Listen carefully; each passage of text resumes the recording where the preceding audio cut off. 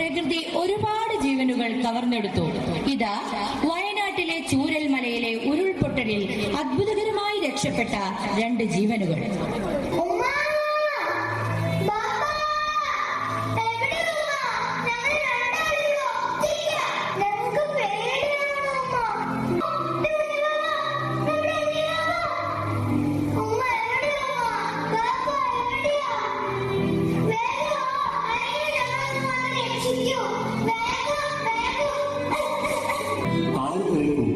ഈ നോവിന്റെ വിളികൾ പ്രളയജലം കൊണ്ട് മുറിവേറ്റ നാടിന്റെ മുഴുവൻ കൊടികൾ ദുരിതബാധിതരുടെ പുനരധിവാസവും പൊതുജീവിതവും ഉറപ്പുവരുത്തുവാനും ഒപ്പം പ്രകൃതിയുടെ ആവാസ വ്യവസ്ഥയെ നശിപ്പിക്കാതെ ഇണങ്ങിച്ചേർന്ന ജീവിതം നയിച്ച് ലളിത സുന്ദരമാക്കി തീർക്കുവാൻ നാം ഒറ്റയ്ക്ക്